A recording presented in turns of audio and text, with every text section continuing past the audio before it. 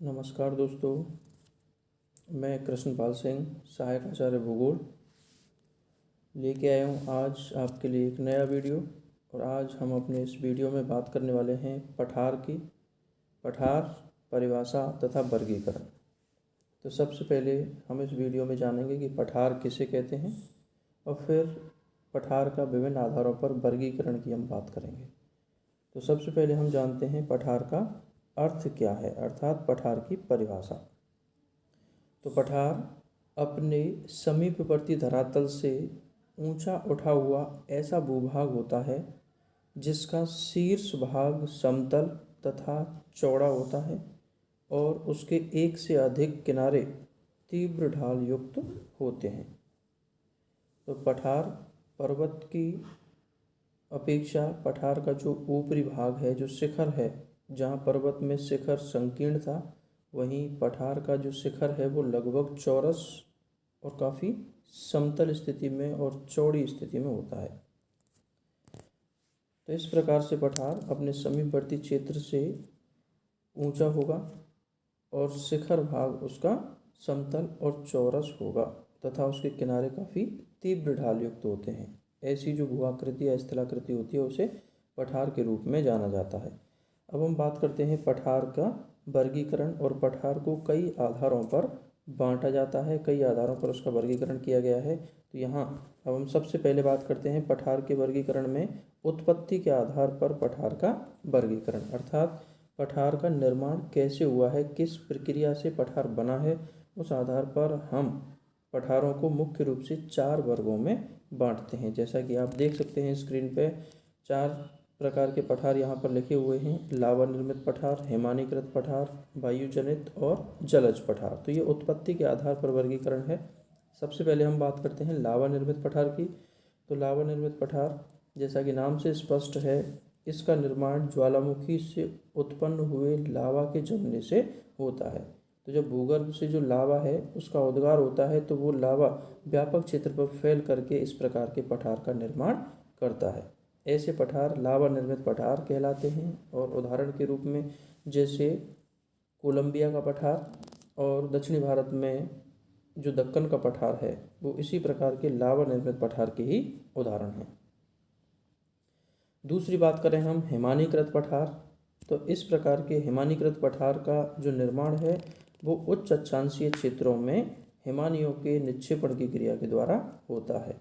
तो उच्च अक्षांशीय क्षेत्रों में बने हुए इस प्रकार के जो पठार हैं वो हिमानीकृत पठार कहलाते हैं। जैसे लेब्राडोर का पठार, स्कैंडिनेवियाई पठार और अलास्का आदि के जो पठार हैं वो हिमानीकृत पठार के अंतर्गत शामिल किए जाते हैं।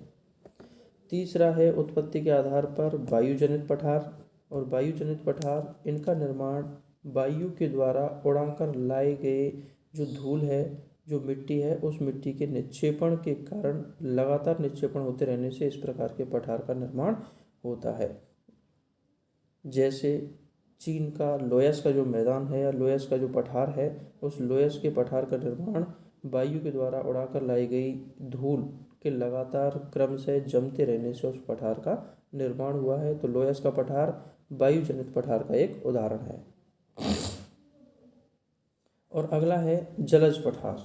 और जलज पठार जब समुद्र के आंतरिक क्षेत्र में या फिर भूसन्नतियों में लगातार मलबा जमता रहता है और उस मलबे के जमने के बाद अंतर्जात हलचलों की वजह से, आंतरिक हलचलों की वजह से वो मलबा समुद्र तल से ऊपर उठ जाता है। तो इस प्रकार से पठार के रूप में बना हुआ जो भूभाग है वो जलज पठार के अंतर्गत शामिल किया जाता है। जलज पठार इसीलिए इसका नाम है क्योंकि इसका जो उत्पत्ति है, जो निर्माण है, जल के अंदर हुआ है या फिर जल के अंदर जमा हुआ जो मलबा है उसके ऊपर उठने से ये पठार बने हैं। तो ये जो है पठारों का उत्पत्ति के आधार पर वर्गीकरण था। अब हम बात करते हैं पठारों का स्थिति के आधार पर पठारों का वर्गीकरण, अर्थात पठार है कहाँ पर, पठार की स्थिति क्या है, अवस्थिति क्या है, उस आधार पर भी हम पठारों को मुख्य रूप से 3 वर्गों में विभाजित कर सकते हैं।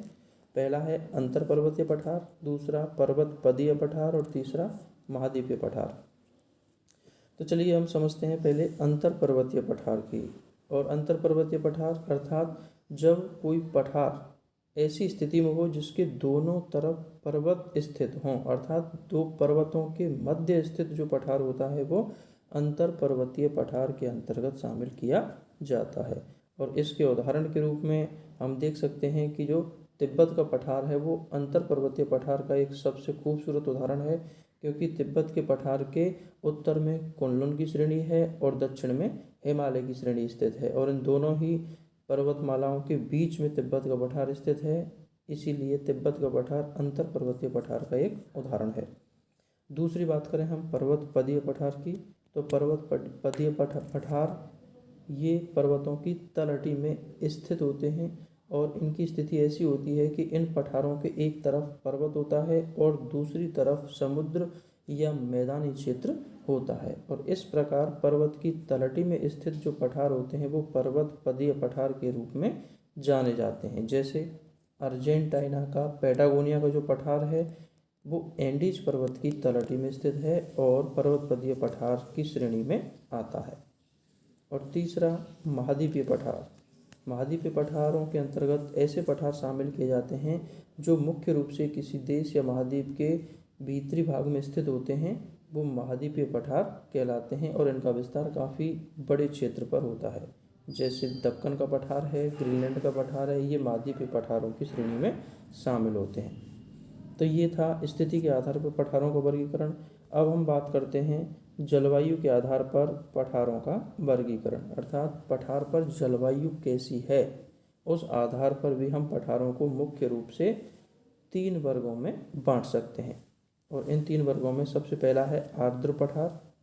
और आर्द्र पठारों के अंतर्गत वे पठारी भाग शामिल किए जाएंगे जहां आर्द्रता की मात्रा 50% से अधिक और जहां पर वर्षा की मात्रा अधिक पाई जाती है, अर्थात ये आर्द्र पठार ऐसे पठार हैं जहां वर्षा काफ़ी अधिक होती है, इसीलिए इनको आर्द्र पठार कहा जाता है। और इसके अंतर्गत जैसे मेघालय का पठार है, मालागासी का पठार है, ये आर्द्र पठारों के ही उदाहरण हैं। दूसरा शुष्क पठार, जैसा कि नाम से स्पष्ट है, शुष्क पठारों में वे पठार शामिल किए जाते हैं जहां बाष्पीकरण तुलनात्मक रूप से अधिक होता है और इसीलिए ऐसे पठारों पर शुष्कता होती है और वर्षा की मात्रा काफ़ी कम होती है, इसीलिए इनको शुष्क पठार कहा जाता है। जैसे तारिम बेसिन, गोबी का पठार और पोटवार का पठार पाकिस्तान का। तो इस प्रकार से ये शुष्क पठारों के उदाहरण हैं। और तीसरा है हिममंडित पठार। और हिममंडित पठारों में वे पठार शामिल किए जाते हैं जो या तो ऊंचे पर्वतीय क्षेत्रों में या उच्च ऊंचाई वाले इलाकों में या फिर उच्च अक्षांशीय प्रदेशों में स्थित हैं तथा जहां अधिकांशतया बर्फ आच्छादित रहती है। जो पठार अधिकांशतः बर्फ से आच्छादित रहते हैं वो हिममंडित पठार के अंतर्गत शामिल किए जाते हैं, जैसे ग्रीनलैंड का पठार और अंटार्कटिका का पठार। अब हम बात करते हैं पठारों का अगले आधार पर वर्गीकरण, और वो है विकास की अवस्था के आधार पर या कह सकते हैं उम्र के आधार पर, आयु के आधार पर पठारों का वर्गीकरण। और आयु के आधार पर या विकास की अवस्था के आधार पर हम पठारों को मुख्य रूप से 4 वर्गों में बांटते हैं: नवीन पठार, प्रौढ़ पठार, वृद्धावस्था के पठार और पुनर्यौवित पठार। तो सबसे पहले हम बात करते हैं नवीन पठार की। नवीन पठार या फिर हम कह सकते हैं युवावस्था वाले पठार। तो ये ऐसे पठार हैं जिनका निर्माण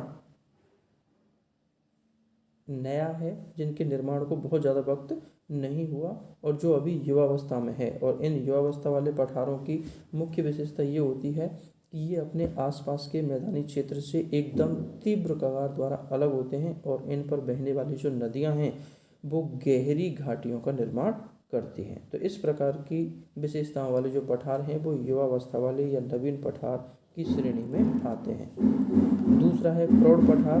प्रौढ़ पठार और प्रौढ़ पठारों की मुख्य विशेषता ये है कि ये काफ़ी ऊबड़ खाबड़ और विषम धरातल वाले होते हैं तथा इन पर कंदराएं और कटक तीव्र ढाल वाले होते हैं और इनके जो किनारे हैं वो युवावस्था के पठारों की तुलना में थोड़े कम तीक्ष्ण होते हैं और लगभग सीढ़ी नुमा होते हैं।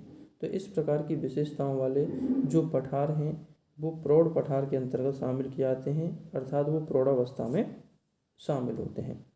तीसरा है वृद्धावस्था के पठार।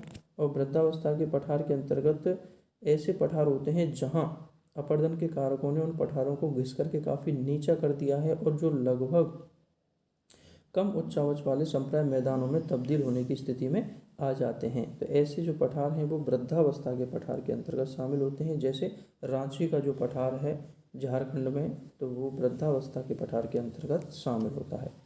और चौथा है पुनर्युवित पठार।